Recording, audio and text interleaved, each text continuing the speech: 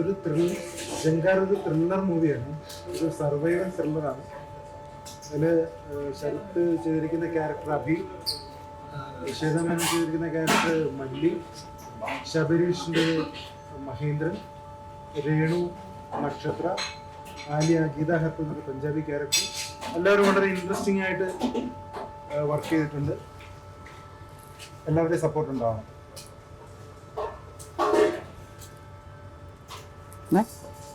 ഞാനോ? എല്ലാവർക്കും നമസ്കാരം. എല്ലാവരും കാണാൻ സാധിച്ചതിൽ എല്ലാവരും കാണാൻ സാധിച്ചതിൽ ഒത്തിരി സന്തോഷം. ജങ്കാറിലെ എന്റെ കഥാപാത്രത്തിന്റെ പേര് അഭീന്ദ്രൻ എന്നാണ്. അഭീന്ദ്രൻ ഒരു ഞാനിതിനു മുമ്പ് ചെയ്തിട്ടുള്ള ഇതിനു മുമ്പ് സിനിമകൾ കണ്ടിട്ടുള്ളവർക്കറിയാം, ഞാൻ കുറച്ച് റോ ആയിട്ടുള്ള ക്യാരക്ടേഴ്സ് ആണ് ഇതിനു മുമ്പത്തെ സിനിമകളിലൊക്കെ ചെയ്തിട്ടുള്ളത്. കുറച്ച് വയലൻസ് ഉള്ള സിനിമകളാണ്. പക്ഷെ ഇതിൽ അങ്ങനെ ഒരു വയലൻസ് ക്യാരക്ടർ ആണെന്ന് ചോദിച്ചാൽ അല്ല. കുറെ അധികം ഇമോഷൻസിലൂടെ ട്രാവൽ ചെയ്യുന്ന ഒരു ക്യാരക്ടറാണ്. ഇത് ഞാൻ ഈ സിനിമയിലേക്ക് എത്താൻ ഏറ്റവും അടുത്ത കാരണം ഇതിന്റെ സ്റ്റോറിയും സ്ക്രീൻ പ്ലേയും തന്നെയാണ്. ഡയറക്ടറുടെ കൂടെ ഞാൻ ഇത് രണ്ടാമത്തെ സിനിമയാണ്. ആദ്യ സിനിമ ഒരു ഓഫ് ബീറ്റ് മൂവി ആയിരുന്നു. അതിലും വളരെ സ്ട്രോങ് ആയിട്ടുള്ള ക്യാരക്ടറാണ് എനിക്ക് അദ്ദേഹം തന്നത്. അതിനുശേഷമാണ് ഞങ്ങൾ ആ ഒരു സിനിമയുടെ ഒരു ട്രാവലിംഗ് ഇടയിലാണ് ഞങ്ങൾ ഈ സബ്ജക്റ്റിലേക്ക് എത്തുന്നതും ഇങ്ങനൊരു സിനിമ ചെയ്യാനായിട്ട് ആഗ്രഹം എടുക്കുന്നതും. സോ അത് ഇവിടം വരെ എത്തി. ഒത്തിരി സന്തോഷം. സിനിമ നിങ്ങൾക്ക് എല്ലാവർക്കും ഇഷ്ടപ്പെടും എന്ന് ഞാൻ വിശ്വസിക്കുന്നു, അല്ലെങ്കിൽ ഞങ്ങൾ വിശ്വസിക്കുന്നു. ഞങ്ങളുടെ ടീം എന്ന് പറയുന്നത് ഇവർ മാത്രമല്ല, ഇനിയും ഒരുപാട് ആൾക്കാരുണ്ട്. ശബരീഷ് വർമ്മ, സുധീർ കരമന ചേട്ടൻ, അങ്ങനെ ഒരുപാട് എക്സ്പീരിയൻസ്ഡ് ആയിട്ടുള്ള ആൾക്കാർ ഞങ്ങളവിടെ വർക്ക് ചെയ്തിട്ടുണ്ട്. അപ്പൊ അവരുടെ എല്ലാവരുടെയും ഒരു മുഴുവനായിട്ടുള്ള ഇൻവോൾവ്മെന്റ് ആണ് ഈ സിനിമയുടെ ഔട്ട് എന്ന് പറയുന്നത്. നേരത്തെ പറഞ്ഞതുപോലെ ഒരു ട്രെൻഡിങ് ഇപ്പോഴത്തെ ഒരു ന്യൂജൻ സിനിമ എന്നത് നമ്മൾ തെറ്റിദ്ധരിപ്പിക്കപ്പെടുന്നില്ല. കാര്യം ഈ സിനിമയിൽ ഏറ്റവും പ്രധാനപ്പെട്ട ഒരു കാമ്പ് എന്ന് പറയുന്നത് ഇതിന്റെ കഥ തന്നെയാണ്. കഥ വായിക്കാനും കഥകൾ കേൾക്കാനും കഥകൾ പറയാനും ആഗ്രഹിക്കുന്നവർക്ക് ഈ സിനിമയിൽ ഞങ്ങൾ പറയുന്ന കഥ നിങ്ങൾക്ക് ഇഷ്ടപ്പെടും എന്ന് ഞങ്ങൾ വിശ്വസിക്കുന്നു. ജങ്കാർ എന്ന് പറയുന്ന ടൈറ്റിൽ വരാൻ കാരണം സിനിമ തുടങ്ങി ഒരു 10 മിനിറ്റ്സ് നിങ്ങൾ ആ സിനിമയ്ക്കൊപ്പം ട്രാവൽ ചെയ്യാൻ ആഗ്രഹിക്കുന്നുണ്ടെങ്കിൽ ഉറപ്പായിട്ടും ജങ്കാർ എന്ന് പറയുന്ന ടൈറ്റിൽ ഞങ്ങൾ എന്തിനു ഇട്ടു എന്നുള്ളത് നിങ്ങൾക്ക് മനസ്സിലാവും. സോ എന്റെ ക്യാരക്ടർ അതിന്റെ 100% നീതി പുലർത്താൻ എനിക്ക് സാധിച്ചു എന്നാണ് ഞാൻ വിചാരിക്കുന്നത്. ബാക്കി ഓഡിയൻസ് അല്ലെങ്കിൽ മീഡിയാസ് ആണ് അത് സപ്പോർട്ട് ചെയ്യേണ്ടത്. ഞാൻ എൻ്റെ ഒരു മൂവിയുടെ പ്രൊമോഷന് വേണ്ടിയിട്ട് ഇതിന് മുമ്പ് വന്നിട്ടില്ല, വേറെ ആവശ്യങ്ങൾക്കേ വന്നിട്ടുള്ളൂ. സിനിമയുമായിട്ട് ഞാൻ ആദ്യമായിട്ടാണ് ഇവിടെ നിങ്ങൾക്കിടയിലേക്ക് വരുന്നത്. അപ്പോ നിങ്ങളുടെ സ്നേഹവും പ്രാർത്ഥനയും സപ്പോർട്ടൊക്കെ കാണുമെന്ന് വിശ്വസിച്ചുകൊണ്ട് താങ്ക് യു. ഹായ്, നമസ്കാരം. ഞാൻ ശ്വേത മേനൻ. എൻ്റെ ക്യാരക്ടർ മല്ലി ഒരു തുരുത്തിൽ നടക്കുന്ന ഒരു ചെറിയൊരു ഗ്രാമപ്രദേശത്തിൽ നടക്കുന്ന ഒരു ചെറിയൊരു സിനിമയാണ്. ആൻഡ് അതിൽ ചില ക്യാരക്ടേഴ്സ് തുരുത്തിൽ വരുമ്പോൾ അവിടെ നടക്കുന്ന ഒരു വാട്ട് ഹാപ്പൻസ്, അതാണ് ഈ ഒരു സിനിമേൻ്റെ ഒരു ചെറിയ ക്രക്സ്. പക്ഷെ ഒരു ക്യാരക്ടറിൻ്റെ ബാക്ക് സ്റ്റോറി ഇതിൽ നമ്മൾ കാണിച്ചില്ലെങ്കിലും നമ്മൾ പറഞ്ഞിട്ടുണ്ട്. അപ്പോൾ ഓരോരോ character, I think it's A character driven movie. Usually നമ്മൾ ഹീറോയിൻ അല്ലാതെ വില്ലൻ അങ്ങനത്തെ ഒരു കോൺസെപ്റ്റ് ഇല്ലാതെ it's A fully character driven movie. And ഓരോരോ ക്യാരക്ടറിൻ്റെ പിന്നിലൊരു there's an enemy behind everyone എന്നുള്ള രീതിയിലാണ് നമ്മൾ ഇതിൽ പറഞ്ഞത്. It can be you as yourself, അല്ലാതെ നമുക്ക് ഒരു ആരെങ്കിലും നമ്മുടെ തുരുത്തുന്നോ ഏതെങ്കിലും ഒരു ഉള്ള ഒരു രീതിയിലാണ് പറഞ്ഞത്. ആൻഡ് പാലക്കാട് വെച്ചിട്ടാണ് നമ്മൾ ഷൂട്ട് ചെയ്തത്. നല്ല കഷ്ടപ്പെട്ടിട്ടുണ്ട് അവിടുത്തെ ചൂടില്. ആൻഡ് 2 പുതുമുഖങ്ങൾ ഇവിടെ ഉണ്ട്, Renu and Geetha. And of course നമ്മൾ ഗീതി നമ്മൾ മിസ് ചെയ്യുന്നു, സുധീരേട്ടൻ, ശബരീഷ്, എല്ലാവരും മിസ് ചെയ്യുന്നുണ്ട്.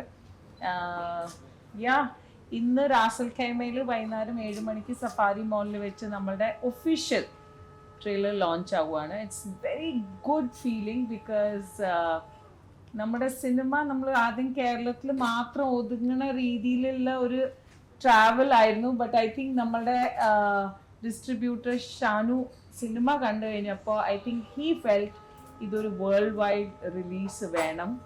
മൂപ്പരുടെ ഒരു നമ്മുടെ ഫാമിലിയിൽ നിന്ന് ഒരു പുറത്തത്തെ ഒരാൾ വന്നിട്ട് നമുക്കൊരു അത്ര ഒരു കോൺഫിഡൻസ്, ഒരു വെൽക്കം തരിക എന്ന് പറഞ്ഞാൽ ഇറ്റ്സ് എ ഗ്രേറ്റ് തിങ്. അങ്ങനെയാണ് രേഷ്രാജ് രാജേട്ടൻ നമ്മളുടെ GCC and UK, US simultaneously July 4th cinema തിയേറ്ററിൽ റിലീസ് ആവുകയെന്ന് പറഞ്ഞു. It's a big thing. Thank you. ഇത് എൻ്റെ രണ്ടാമത്തെ സിനിമയാണ് ദുബായിൽ ലോഞ്ച് ആവുന്നത്. ഇതിന് മുമ്പേ I think one of the biggest hit in Malayalam cinema salt and pepper ദുബായിൽ വെച്ചിട്ടാണ്. So after that we are doing Jankar. So I hope you make us travel with നല്ല സ്പീഡിൽ ജങ്കാർ പോട്ടെ. Yes, thank you. എല്ലാവർക്കും നമസ്കാരം. ഒരുപാട് സന്തോഷവും അതിലുപരി ഒരുപാട് അഭിമാനമുള്ളൊരു നിമിഷമാണ്. ഞാൻ ഫസ്റ്റ് ടൈമാണ് ദുബായ്. അപ്പോൾ ജങ്കാർ എന്ന് പറയുന്നൊരു ഫിലിം അതിനൊരു കാരണമായി എന്നുള്ളതിൽ ഒരുപാട് സന്തോഷമുണ്ട്. എൻ്റെ ക്യാരക്ടർ ശബരി ചേട്ടൻ്റെ പേരായിട്ടാണ്. ഒരു പഞ്ചാബി ക്യാരക്ടറാണ് ഇതിൽ ചെയ്യുന്നത്. ഗീത ഹർപ്പൽ എന്ന് പറയും. പൊള്ളാച്ചിയിലായിരുന്നു ഷൂട്ട്. വളരെ ഭംഗിയായി എനിക്കത് ചെയ്യാൻ പറ്റി. അതിലൊരു സോങ് ഉണ്ട്. ശാന്തി മാസ്റ്റർ ആയിരുന്നു കൊറിയോ. അപ്പോൾ ഒരു ഫുൾ ഒരു സോങ് കൊറിയോ ചെയ്യാൻ പറ്റിയതിൽ ഒരുപാട് സന്തോഷം.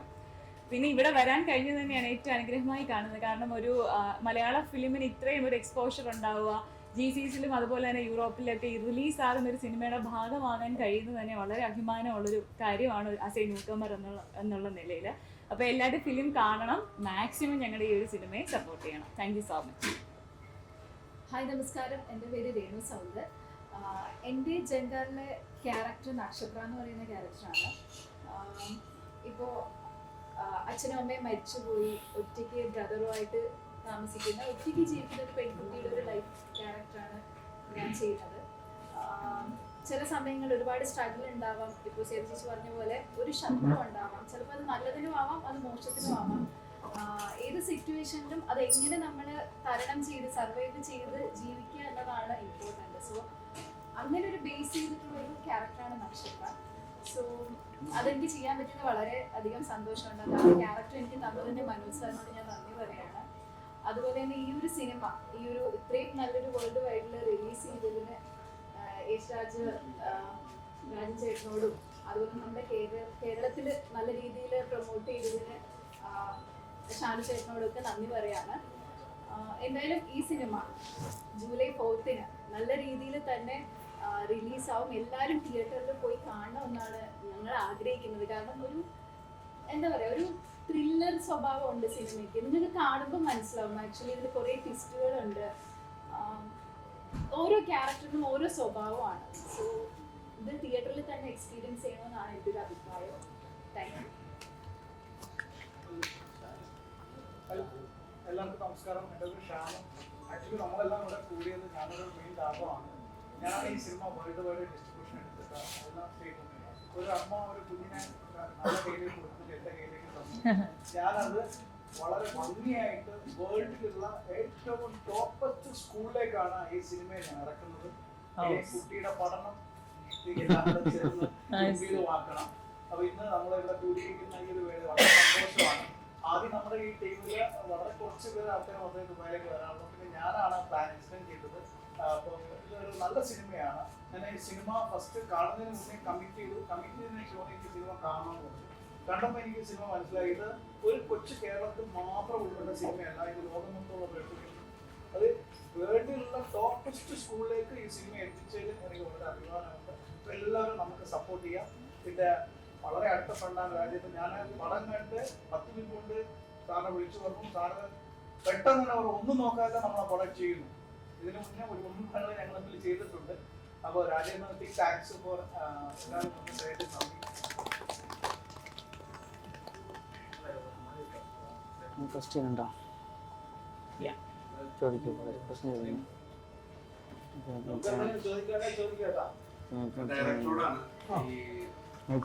തുരുത്തിലാണ് കഥ നടക്കുന്നതെന്നാണ് പറഞ്ഞത് മനസ്സിലാക്കുന്നത്. അപ്പോ ഇത് പൊള്ളാച്ചിയിലേക്ക് പോയത് എന്തുകൊണ്ടാണ്? കേരളത്തിൽ നിരവധി തുരുത്തുകളും ഒക്കെ ഉള്ളത്. പൊള്ളാച്ചിയിൽ തുരുത്തല്ല ഷൂട്ട് ചെയ്തത്. ഇതിന്റെ ഒരു ക്യാരക്ടറിന്റെ ഒരു എക്സ്റ്റൻഷൻ പൊള്ളാച്ചിയാണ്. പൊള്ളാച്ചി എന്ന് പറഞ്ഞാല് പൊള്ളാച്ചി ലൊക്കേഷൻ അവിടെയാണ് കറക്റ്റ് ലൊക്കേഷൻ കിട്ടിയത്. അതുകൊണ്ടാണ് കുറച്ച് പോർഷൻസ് പൊള്ളാച്ചിയിൽ കിട്ടുന്നത്. അല്ലാണ്ട് തുരുത്ത് പൊള്ളാച്ചിയിൽ ഷൂട്ട് ചെയ്തിട്ടില്ല. തുരുത്ത് നമ്മുടെ നാട് തന്നെ. ഇതിന്റെ ഭംഗിയും നമ്മുടെ നാട് തന്നെ. പാലക്കാടാണ് മേജർ പോർഷൻസ് ഷൂട്ട് ചെയ്തിരിക്കുന്ന. പാലക്കാട്, കൊല്ലംകോട്. ഞാൻ പറഞ്ഞില്ലേ എത്ര കഷ്ടപ്പെട്ടു. പ്രേക്ഷകരോട് പറയാൻ, അതായത് എന്തുകൊണ്ട് ഈ സിനിമ ജങ്കാർ എന്ന് പറഞ്ഞ സിനിമ എന്തുകൊണ്ട് ഇതിന്റെ there is a foe behind everyone. ഇതാണ് ഈ സിനിമയുടെ ടാഗ്. എല്ലാവരുടെ പിന്നിലും ഒരു ശത്രുവുണ്ട്. നമ്മുടെ സ്വാഭാവിക ജീവിതത്തിൽ നമ്മുടെ എല്ലാവരുടെയും പിന്നിലും ഉള്ളിലും മുന്നിലും ഒക്കെ ശത്രുക്കളുണ്ട്. ചിലത് നമ്മൾ തിരിച്ചറിയും, ചിലത് തിരിച്ചറിയുന്നില്ല. തിരിച്ചറിയുമ്പോൾ നമ്മൾ സർവൈവ് ചെയ്തല്ലേ പറ്റും. ആ സർവൈവാണ് ഈ സിനിമ. ഓരോ കഥാപാത്രത്തിന്റെയും സർവൈവലാണ് സിനിമ.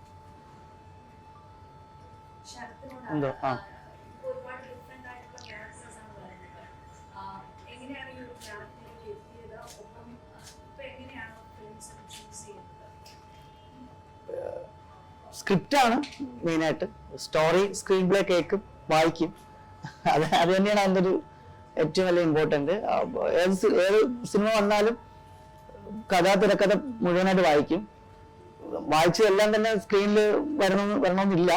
പക്ഷെ എന്നാലും അതിന് വേണ്ടിയിട്ട് കുറച്ചൊക്കെ വാശി കാണിക്കാറുണ്ട്. നമ്മൾ വായിച്ചത് തന്നെ നമ്മുടെ മനസ്സിൽ കയറിയത് അല്ലെങ്കിൽ ഡയറക്ടറുമായിട്ട് ആദ്യം ഡിസ്കസ് ചെയ്ത പോലെ തന്നെ സ്ക്രീനിൽ വരണമെന്നൊരു ആഗ്രഹിക്കുന്ന ഒരാളാണ് ഞാൻ.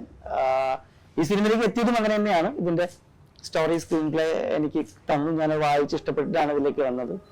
വളരെ ഡിഫറെന്റ് ആയിട്ടുള്ള കഥാപാത്രങ്ങൾ ചെയ്യണമെന്നൊരു ആഗ്രഹം എനിക്കുണ്ട്. ഞാനൊരു വില്ലൻ ഞാൻ അതെന്താ വെച്ചാൽ വില്ലൻ കഥാപാത്രങ്ങളാണ് കൂടുതൽ ചെയ്തിട്ടുള്ളത് കൊണ്ട് എല്ലാവരുടെ ഒരു ധാരണ ഞാനൊരു വില്ലനാണെന്നാണ്. ശരിക്കും അങ്ങനെയല്ല.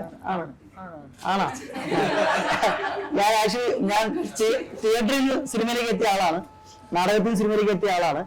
നാടകത്തിൽ ഒത്തിരി ഹ്യൂമർ നാടകങ്ങൾ ചെയ്തിട്ടുള്ള ആളാണ് ഞാൻ. ഇപ്പോ കാവാലൻ സാറിന്റെ ഒക്കെ ഒരുപാട് ഈ ചരിത്ര നാടകങ്ങളൊക്കെ ഭാഗമായി എനിക്ക് പറ്റിയിട്ടുണ്ട്. അപ്പൊ അതുകൊണ്ട് വില്ലൻ വേഷങ്ങൾ തന്നെ ഞാൻ എന്റെ അങ്കമാലി ഡയറീസിന്റെ ഫസ്റ്റ് ഓഡീഷൻ അറ്റൻഡ് ചെയ്ത് തന്നെ എനിക്ക് ഒരു സദൃശവാക്യങ്ങൾ എന്ന് പറയുന്ന നാടകത്തിലൊരു ഹ്യൂമർ ആണ് ഞാൻ അവിടെ അന്ന് ഓഡീഷൻ അറ്റൻഡ് ചെയ്തത്. അങ്ങനെയാണ് എന്നെ ലിജോ ചേട്ടൻ അതിലേക്ക് വില്ലനാക്കിയത്. എനിക്ക് എപ്പോഴും കുറച്ച് ഇനി അങ്ങോട്ട് ചെയ്യാൻ ആഗ്രഹിക്കുന്ന ക്യാരക്ടേഴ്സ് കുറച്ച് ഹ്യൂമറായിട്ട് കോമഡി അല്ലെങ്കിൽ കുറച്ച് ഇമോഷൻസ് ഒക്കെ ഫോളോ ചെയ്യുന്ന ക്യാരക്ടർ ചെയ്യാനാണ് ഇഷ്ടം. അതായത് വില്ലൻ ചെയ്യില്ല എന്നല്ല, വില്ലൻ ഇഷ്ടമാണ്. നല്ലൊരു സിനിമയുടെ നല്ല സിനിമയുടെ ഭാഗമാവുക എന്നുള്ളതാണ് ഏറ്റവും വലിയ ഒരു ആക്ടറെ സംബന്ധിച്ച് ഇമ്പോർട്ടൻസ്. അപ്പൊ അത് ഒരുപാടധികം കഥാപാത്രങ്ങൾ എന്നിലൂടെ എനിക്ക് ഓഡിയൻസിന് കൊടുക്കാൻ സാധിക്കണം. ഞാനൊരു മെറ്റീരിയലാണ്. അപ്പൊ അതിനുവേണ്ടി ഞാൻ കുറെ അധികം മാറേണ്ടതായിട്ടിരിക്കുന്നു. ഓരോ ക്യാരക്ടർ കിട്ടുമ്പോഴും എനിക്ക് ഓരോ പുതിയ കുറെ കാര്യങ്ങൾ പഠിക്കാൻ സാധിക്കും. ഓരോ സ്കൂളുകളാണെല്ലാം. അങ്ങനൊരു സ്കൂളിൽ തന്നെയായിരുന്നു ഈ ജങ്കാറും. ഇവിടുന്ന് കുറച്ച് നല്ല അറിവുകൾ കിട്ടി. അപ്പം ഇനി അടുത്ത സിനിമയിൽ നമുക്കതെല്ലാം അവിടെ ഉപയോഗിക്കാൻ പറ്റും. വളരെ ഡിഫറെന്റ് ആയിട്ടുള്ളൊരു സ്റ്റോറി ടെല്ലിംഗ് ആണ് ഈ സിനിമ. പിന്നെ എനിക്ക് ഏറ്റവും എടുത്തു പറയാനുള്ളത് ഇതിൽ ഡയലോഗ്സ് ഒക്കെ വളരെ നമ്മൾ നോർമൽ റിയലിസ്റ്റിക് മൂവിയിൽ പറയുന്ന പോലെ. ഇപ്പൊ നമുക്കറിയാം ഇപ്പോഴത്തെ എല്ലാ സിനിമകളിലൊക്കെ നമ്മൾ വളരെ നാച്ചുറൽ ആയിട്ടുള്ള ഡയലോഗ് പ്രസന്റേഷൻ ആണ് റിയലിസ്റ്റിക് സിനിമ മൂവീസ് എന്നൊക്കെ നമുക്ക് പറയാം. പക്ഷെ നമ്മൾ റിയലിസ്റ്റിക് മൂവി ആഗ്രഹിക്കുമ്പോഴും റിയലിസ്റ്റിക് മൂവികൾ കാണുമ്പോഴും ഇവിടെ ഡ്രാമ ഫീൽ ചെയ്യുന്ന സിനിമകൾക്ക് ഇവിടെ വളരെയധികം പ്രാധാന്യം ഉണ്ട്. ഇവിടെ ഏറ്റവും കൂടുതൽ അംഗീകരിക്കപ്പെട്ടതും അങ്ങനത്തെ സിനിമകളായിരിക്കാം. ഒരുപക്ഷെ ഞാൻ പഴയ കാര്യങ്ങളാണ് പറയണേ. അപ്പൊ അങ്ങനൊരു കഥ പറച്ചിലുണ്ട് ഈ സിനിമയ്ക്ക്. ഒരിക്കലും ഇത് റിയലിസ്റ്റിക് സിനിമ എന്ന് എനിക്ക് പറയാൻ പറ്റില്ല. ഇതിലൊരു ഡ്രാമ ഉണ്ട്. ഇതിലെ ഡയലോഗ് പ്രസന്റേഷൻ ആണെങ്കിലും ഇതിലെ ഓരോ ക്യാരക്ടറുടെ ഒരു കോസ്റ്റ്യൂം ആണെങ്കിലും അവരുടെ മേക്കപ്പ് ആണെങ്കിലും അവരുടെ ഡയലോഗ് പ്രസന്റേഷൻ എല്ലാത്തിലും ഒരു ഡ്രാമ ഉണ്ട്. അപ്പോ അങ്ങനത്തെ ഒരു ക്യാരക്ടറും കൂടി നമുക്ക് ചെയ്യാൻ പറ്റി എന്നുള്ളതാണ് വലിയ സന്തോഷം. Thank you. അങ്കമാലിയിലെ അപ്പാനി പേരിന്റെ കൂടെ കൂടിയ ആളാണ്. അതെ അതെ. അപ്പൊ അതുകൊണ്ടാണോ ഈ വയലൻസും പിന്നാലെ വിടാതെ? അല്ലല്ല, അയ്യോ അതങ്ങനെയല്ല. പേര് മാറ്റാൻ ആഗ്രഹിക്കുന്നില്ല. പേര് എനിക്ക് ഞാനായിട്ട് ഇട്ട പേരല്ല, അത് എനിക്ക് ജനങ്ങൾ തന്ന പേരാണ്, എന്റെ ഓഡിയൻസ് എനിക്ക് തന്ന പേരാണ്. അപ്പൊ ആ പേര് എനിക്ക് ഒരിക്കലും ബാധ്യതയാവില്ല. പക്ഷെ എനിക്ക് ആ കഥാപാത്രത്തിന് പൊളിക്കാൻ പറ്റും. ഞാൻ ചെയ്ത കഥ അപ്പാനി ഒന്നും അല്ല, ഇതാണ് ടോപ്പ് എന്ന് എനിക്ക് പറയിപ്പിക്കാൻ സാധിക്കും. അതിനു വേണ്ടിയുള്ള ശ്രമങ്ങളിലാണ്. എന്റെ കുറെ നല്ല സിനിമകൾ റിലീസ് ആവാനുണ്ട്, ജങ്കാർ ഉൾപ്പെടെ. അപ്പൊ അതിലെനിക്കത് പ്രൂവ് ചെയ്യാൻ പറ്റും എന്നുള്ള വിശ്വാസമുണ്ട്. ഒരിക്കലും അപ്പാനി രവി എന്നാണ് എന്റെ ക്യാരക്ടറിന്റെ പേര്. അതിനുശേഷം എന്റെ പേര് ശരത് കുമാർ എന്നാണ്, ശരത് എന്നാണ്. അതിനൊപ്പമാണ് ആൾക്കാർ ശരത്തപ്പാനി എന്ന് വിളിച്ചു തുടങ്ങിയത്. അപ്പൊ ശരത്തപ്പാനി എന്ന് വിളിക്കുന്നത് കൊണ്ട് അപ്പാനി രവിയാണ് എന്റെ ഫസ്റ്റ് കഥാപാത്രമാണ് എല്ലാവരുടെ മനസ്സിൽ വരുന്നത് എങ്കിൽ അത് പൊളിക്കാനാണ് ഞാൻ ശ്രമിച്ചുകൊണ്ടിരിക്കുന്നത് എന്റെ ഓരോ കഥാപാത്രങ്ങളിലൂടെ. അതിന്റെ ശ്രമങ്ങളിലാണ് ഞാൻ. ഈ പേരിന്റെ കാര്യത്തിൽ തന്നെ സൗണ്ട് എന്നാണ് പേര് കാണുന്നത്. എന്താണ് ഇത്? സൗന്ദർ എന്റെ ഫാദറിന്റെ പേരാണ് actually. സൗന്ദരരാജ്, yes. Soundar. Soundar, Yeah, Soundar. yeah, yeah. Soundarraj. പിന്നെ അച്ഛൻ്റെ പേര് അച്ഛൻ്റെ പേര് സൗന്ദരരാജ്. എന്തോ ഇപ്പൊ വിളിച്ചു കുഴപ്പമില്ല. പിന്നെ അപ്പാനി രവി എന്നുള്ള ആ പേരിന്റെ കാര്യം പറഞ്ഞു. ഉം. ശരിക്കും ആ പേരിൽ കുടുങ്ങി പോയ പോലെ തോന്നിയിട്ടുണ്ടോ എപ്പോഴെങ്കിലും? ഇല്ല, ഞാൻ 2019 ഞാൻ ഓട്ടോ ശങ്കർ എന്നൊരു വെബ് സീരീസ് അഭിനയിച്ചിട്ടുണ്ടായിരുന്നു. ചെന്നൈയിലാണ് അവിടെ സൈക്കോസിസ്റ്റിലെ ബയോഗ്രഫിയാണ്. അപ്പൊ അവിടെ ചെല്ലുമ്പോൾ ഇപ്പൊ എല്ലാവരും എന്നെ വിളിക്കുന്നത് ശങ്കരനാണ്. നമ്മൾ ചെയ്യുന്ന കഥാപാത്രങ്ങളിലൂടെ നമ്മളെ വിളിക്കപ്പെടുക, അല്ലെങ്കിൽ ആ ചെയ്യുന്ന കഥാപാത്രങ്ങൾ അംഗീകരിക്കപ്പെടുക എന്ന് പറയുന്നത് അത് ഏത് ജോലിയായാലും തീർച്ചയായും അത് നടൻ എന്നതിനപ്പുറം അവൻ ഏതായാലും ഇപ്പൊ പെയിന്റിംഗ് ആണെങ്കിലും സിംഗിങ്. ഇപ്പൊ നമുക്ക് ജാസിയേട്ടൻ ഒരുപാടധികം പാട്ടുകൾ പാടിയിട്ട് നമുക്കറിയാം. പക്ഷെ എന്നാലും ജാസി ഗിഫ്റ്റിന്റെ ആദ്യ പാട്ട് നമുക്ക് മനസ്സിൽ കൊടുക്കുന്ന ലജ്ജാവത് മാത്രമേ ഉള്ളൂ. അദ്ദേഹത്തിന് ഒരുപാട് സിനിമ പാട്ട് അന്യുള്ള സോങ് ഒക്കെ നമുക്ക് ഇഷ്ടമാണ്. എന്ന് പറയുന്ന പോലെ തന്നെ അങ്ങനെ ഒരു പേര് സ്റ്റക്കായി നിൽക്കുന്നില്ല. പിന്നെ എനിക്കിഷ്ടമാണ് ഞാൻ ചെയ്യുന്ന ഇപ്പൊ ജങ്കാറിലെ ഈ സിനിമ ഇറങ്ങുമ്പോൾ എന്നെ ആൾക്കാർ അഭീന്ദ്ര എന്ന് വിളിക്കട്ടെ, അതെനിക്ക് ഒരുപാട് ഇഷ്ടം തരുന്നൊരു കാര്യമാണ്.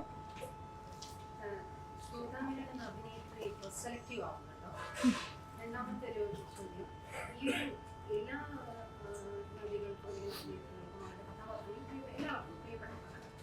ഈ കഥാപാത്രം കൂടുതൽ പ്രിയപ്പെട്ടത് അല്ലെങ്കിൽ എന്തെങ്കിലും പ്രത്യേകത അല്ല, മല്ലി ആണ് എൻ്റെ ക്യാരക്ടർ പേര്. മല്ലീന് ഒരുപാട് ഷെയ്ഡ്സ് ഉണ്ട്. മല്ലി ഒരു എന്താ പറയാ, ഒരു പൈപ്പർ എന്ന് പറയില്ലേ, റോബിൻഹുഡ് പോലെ ഒരു ആളാണ്. എല്ലാ കാര്യത്തിലും മല്ലി ഉണ്ടാവും അവിടെ, യുനോ.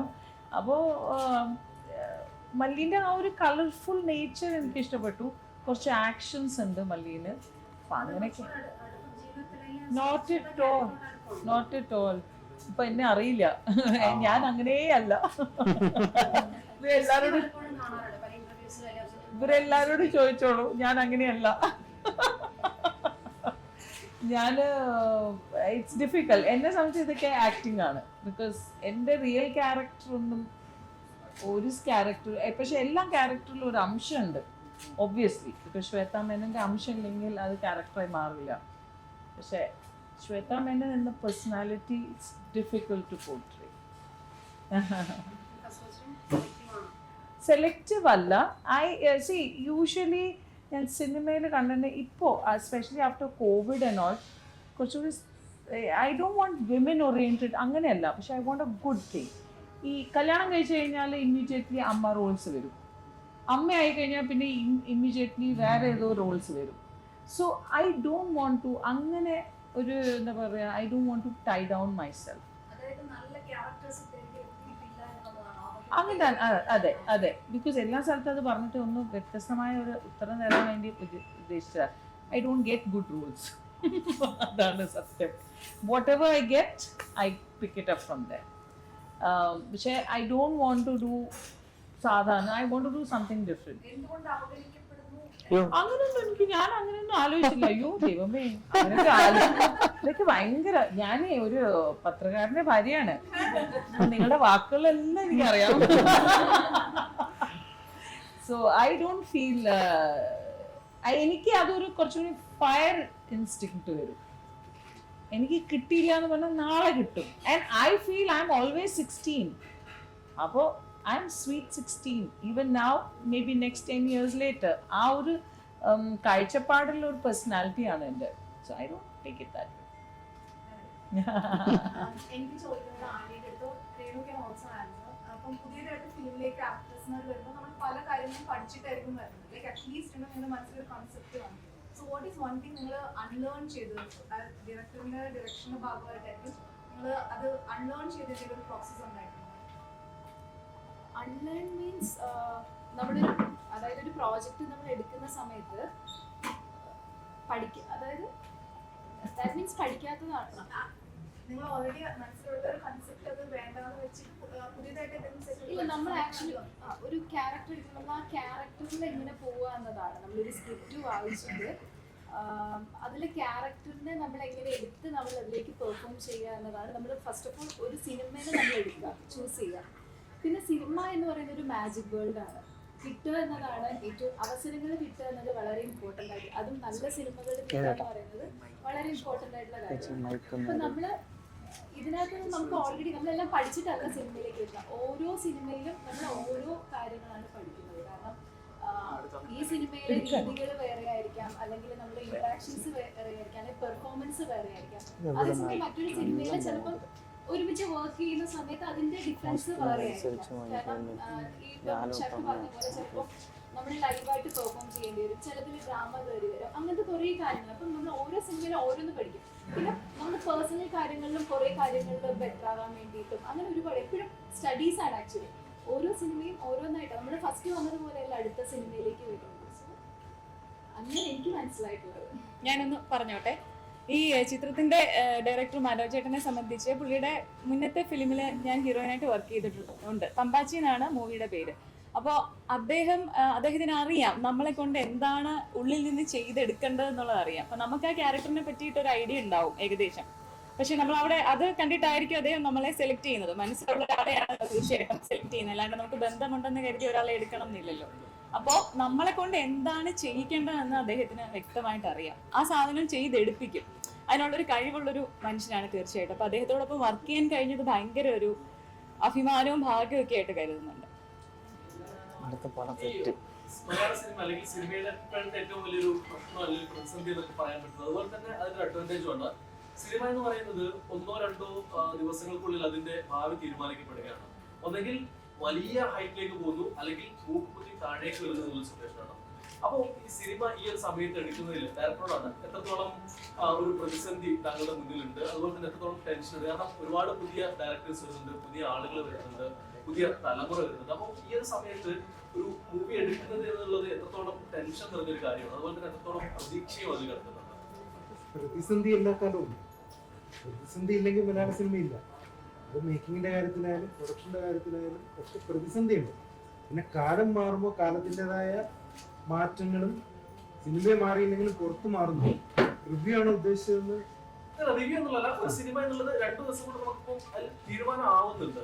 പല സിനിമ കാരണം ഫസ്റ്റ് ഡേ തന്നെ അതിന്റെ ഒരു ഔട്ട് വരുന്നു, രണ്ടാമത്തെ ദിവസം സിനിമ ഒന്നുകിൽ കയറും, ഒന്നുകിൽ അത് കോടി ക്ലബിലേക്ക് കയറുന്നു, അല്ലെങ്കിൽ അത് ഏറ്റവും പൊളിഞ്ഞ് ഇല്ലാതാവുന്നു. അത് സൂപ്പർ സ്റ്റാർസിന്റെ പടമായാലും ആരുടെ പടമായാലും അതാണ് സംഭവിക്കുന്നത്. കാരണം ചെറിയ പടങ്ങൾ ഇപ്പം അതോടെ പ്രേമലൊക്കെ എടുക്കുകയാണെങ്കിൽ 150 കോടി 200 കോടി ലെവലിലേക്ക് എത്തുന്നു. അതേസമയം ചില സൂപ്പർ സ്റ്റാർസിന്റെ പടങ്ങൾ അടുത്ത ദിവസങ്ങളിൽ തന്നെ ഇല്ലാതാവുന്നു എന്നുള്ള അവസ്ഥയാണ്. ഇപ്പൊ സിനിമയുടെ ബഡ്ജറ്റ് സപ്പോസ് ₹1 ആണെങ്കിൽ ഈ പ്രൊമോഷൻസ് ഇതിന്റെ ഒരു ₹2 അങ്ങനത്തെ ഒരു സമയമായിട്ടുണ്ട്. പണ്ട് പ്രൊമോഷൻ വാസ് നോട്ട് സിനിമ രീതിയിലാണ് ആൾക്കാർ കാണുന്നുണ്ടായിരുന്നത്. ഐ തിങ്ക് ഇപ്പം marketing has become more bigger challenge.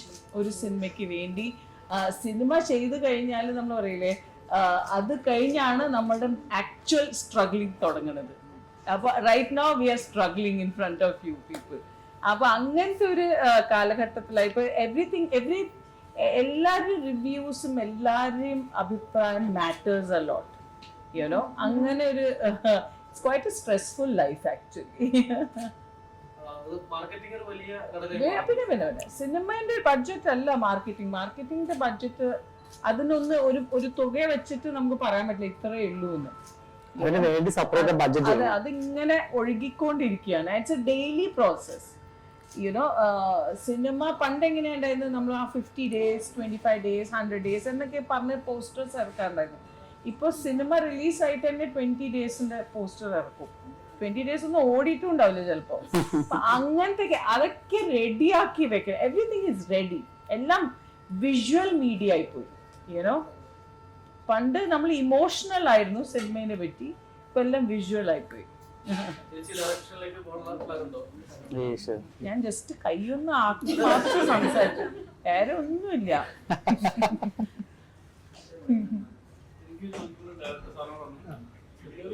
ചോദ്യമല്ല, ഒരു ഇൻഫർമേഷൻ ആണ്. ഈ സിനിമ ജൂലൈ 4 റിലീസ്. ആ ഡേറ്റ് ഫിക്സ് ചെയ്ത് എന്തെങ്കിലും സമയം വന്നതാണ്? ഇല്ല, ആ ഡേറ്റ് എടുക്കാൻ കാരണമില്ല, ആ ഡേറ്റ് ഒത്തു വന്നതാണ്. ദിലീപേട്ടന്റെ പിന്നെ അമേരിക്ക. ദിലീപേട്ടനെ എനിക്ക് ഇഷ്ടമാണ്.